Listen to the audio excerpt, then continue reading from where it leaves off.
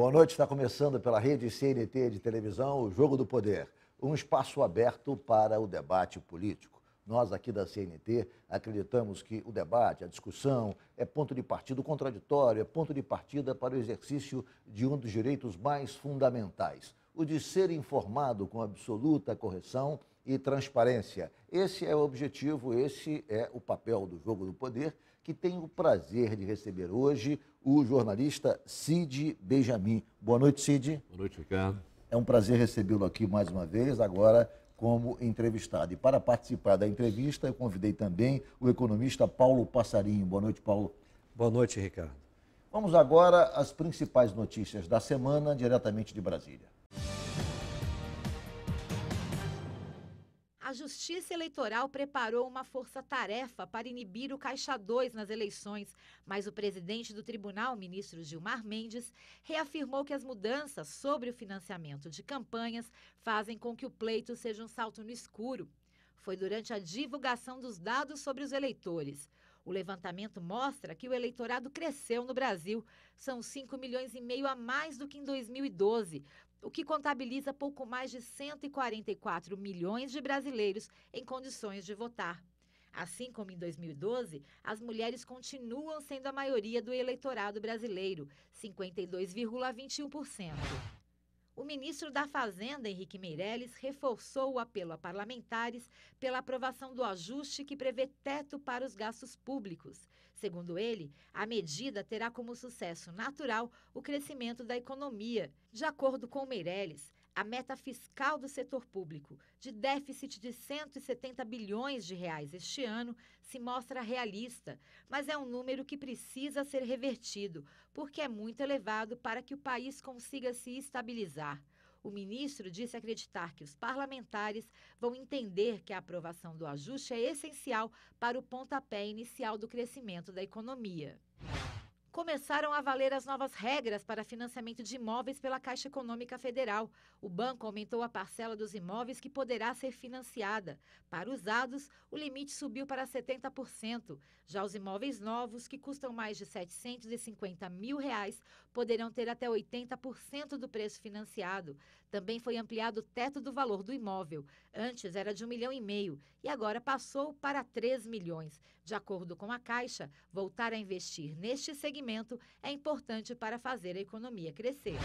Uma pesquisa realizada pela Paraná Pesquisas mostra que 7 em cada 10 trabalhadores são contra o aumento da idade mínima para aposentadoria. O levantamento mostrou que 25% dos entrevistados têm medo de perder o emprego e 73% são contra a proposta, que fixa em 75 anos para homens e mulheres a idade mínima para parar de trabalhar. Dados do Ministério do Planejamento estimam que a Previdência Social deve fechar o ano com um rombo de 147 bilhões de reais.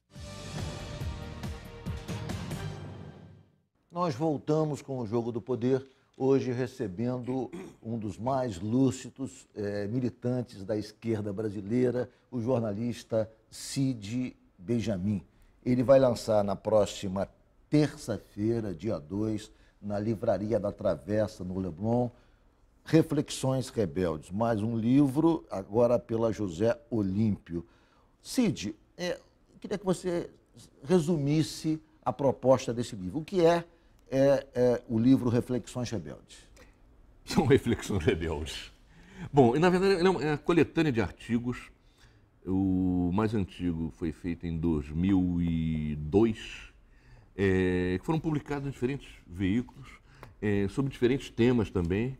E os mais recentes são artigos redigidos em seguida a questão do impeachment ter entrado na ordem do dia aqui. Quer dizer, já uma série de amigos e colegas insistiam para que eu republicasse esses artigos e surgiu a proposta da editora Zé Olímpio de que eles fossem reunidos numa coletânea, que é a tal que vai ser lançada terça-feira.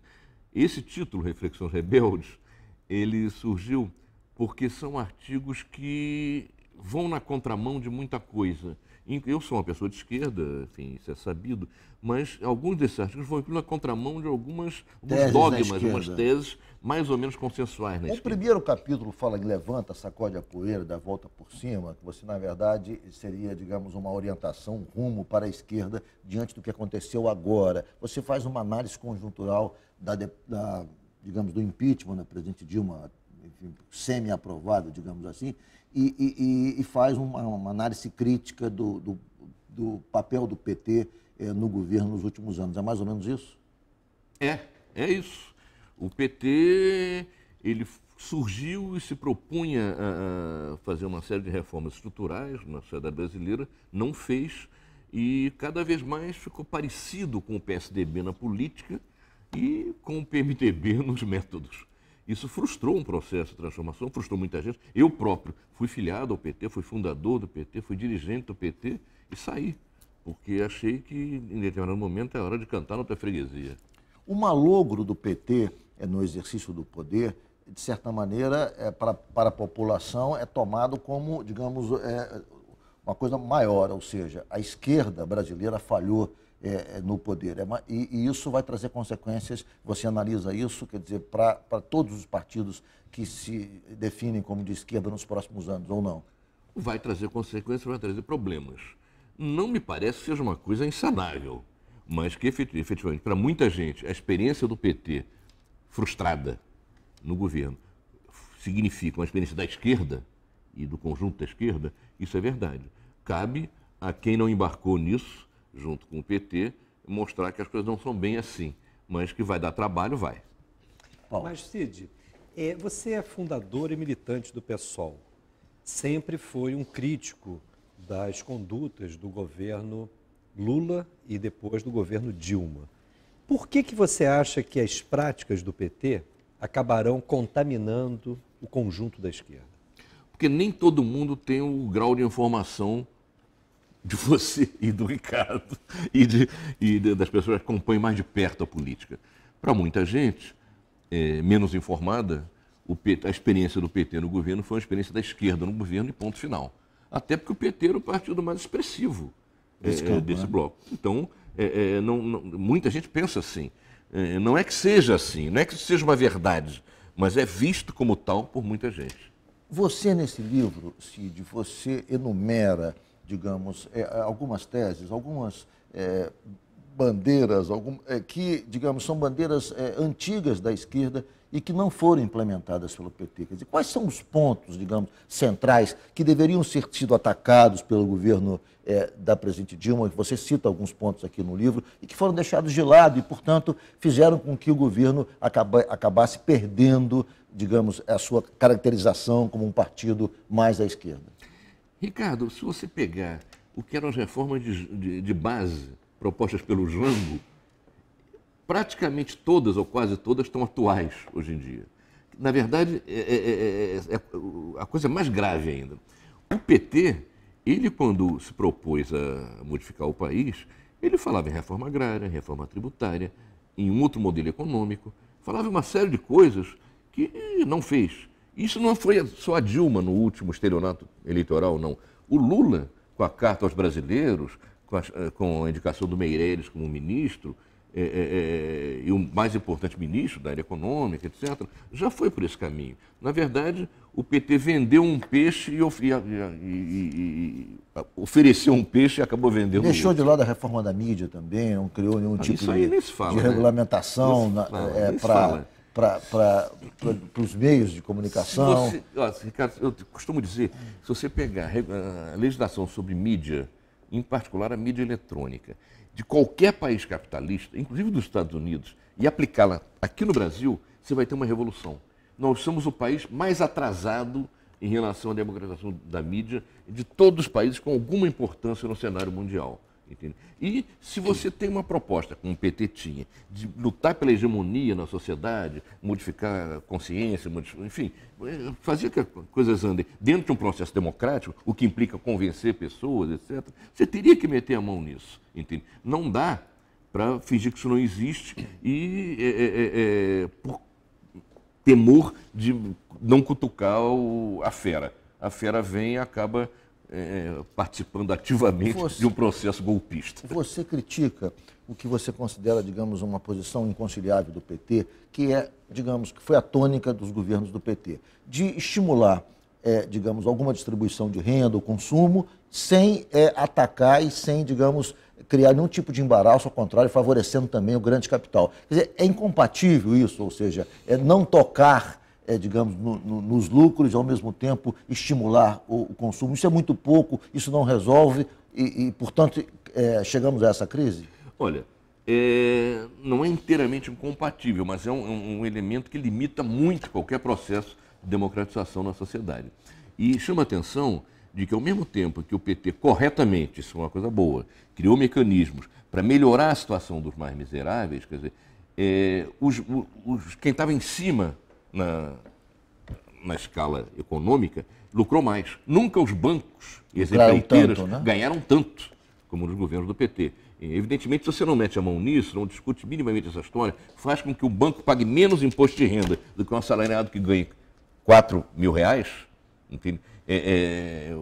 Já está no topo, pagando 27,5. É um negócio que é evidente que isso limita. E chega a um ponto, quando muda o cenário internacional, quando as commodities já não estão mais naquele preço e não dão essa folga na economia, o processo vira e chegamos a uma situação como a que chegamos. Hoje, inclusive, alguns projetos sociais do PT corretos já começam a ser questionados pela área econômica, que não dá, etc. e tal, por conta dessa coisa de não incomodar poderoso. Cid, os propósitos do PT, uma vez na oposição, poderiam ser sintetizados em duas grandes bandeiras: reformas estruturais na economia brasileira e uma nova ética na política. Em que medida, considerando que claramente houve frustrações, especialmente na questão de uma nova ética na política, em que medida você acredita que a esquerda que não se rendeu, a esquerda que não acompanhou o PT e da qual você faz parte, em que medida essa esquerda pode recuperar essas bandeiras hoje para o povo brasileiro e não somente para um setor da sociedade? Ela precisa recuperar. Quer dizer, a política pode ser a mais nobre das atividades humanas, se feita com espírito público. Você destaca isso. Eu destaco isso no livro e insisto, isso é uma tese que me é muito grata. A política não é o terreno dos malfeitores. Ao contrário, ela pode ser o terreno das atividades mais nobres dos seres humanos. Agora, a avacalhação da política, isso aconteceu, hoje, lamentavelmente, claro que a mídia influenciou, carregou mais nas tintas quando o caso era do PT, etc. Tudo é verdade. Mas é verdade também que o PT, para usar a expressão de um importante ex-ministro do PT, se lambuzou.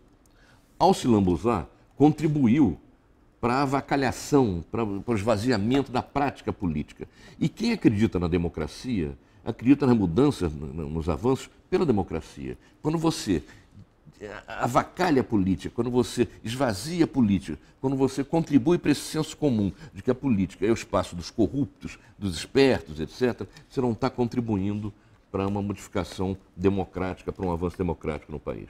Eu vou fazer um rápido intervalo e o Jogo do Poder volta em 1 minuto.